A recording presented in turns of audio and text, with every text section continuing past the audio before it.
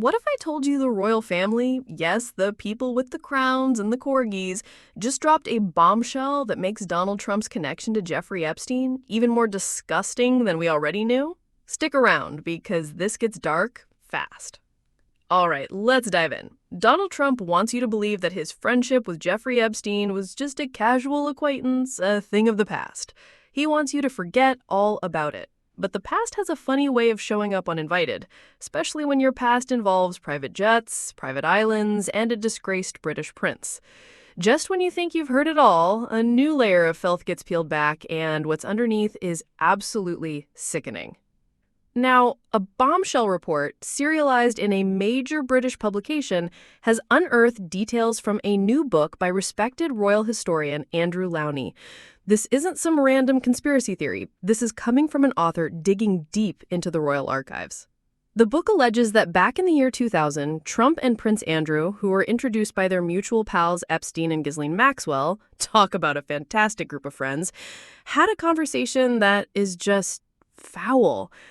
According to the book, the two men were at a party, and their conversation allegedly revolved almost entirely around one topic, a topic that got Trump into a lot of trouble on a hot mic back in 2016. Let's just say it rhymes with pussy. They allegedly went on in what's being described as a disgusting and sick conversation, bonding over their shared interests. I'll let you connect the dots on what those interests were. But wait, it gets better. As if their little chat wasn't gross enough, the book claims that Trump, playing the ever-gracious host, then handed Prince Andrew a list of phone numbers for masseuses. You know, for when you've had a long, hard day of being rich and powerful and need to relax. Given everything we now know about Epstein's network, a list of masseuses sounds less like a spa day and more like a menu from hell. Now, you might be thinking, okay, that's just a claim from one book. Fair enough. But let's look at the bigger picture here. Let's look at the pattern of behavior. When Democrats in the U.S. Senate tried to pass a simple law to finally release the Epstein files to the public, for the sake of transparency and justice for the victims, who do you think stood up and said, nope? That's right, Trump's allies in the Republican Party. Clip after clip shows Democrats asking for unanimous consent to bring these secrets to light, only for a Republican senator to stand up and say, I object. It's almost like they're playing a game of red light, green light with the truth, and for some reason, the light is permanently stuck on red. You have to ask yourself, what are they so afraid of people seeing? This obstruction isn't a one-off thing. It's a feature, not a bug, of their political strategy. We've seen how they handle any form of oversight.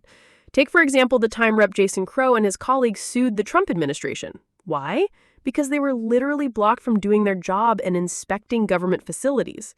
Whether it's Epstein's flight logs or an ICE detention center, the playbook is the same. Deny, deflect, and block anyone who asks questions. So what we have is a trifecta of trouble.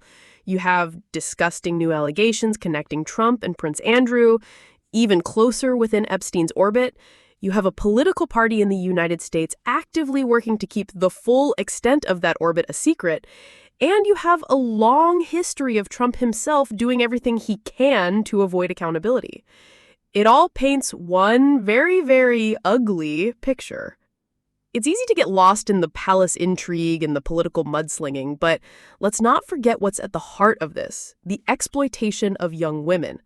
The powerful and the wealthy created a network that allowed them to operate above the law, and the enablers who helped them are just as guilty. Every new revelation, every blocked piece of legislation is another slap in the face to the victims who are still waiting for justice. This isn't just about Trump's past, it's about our present and our future.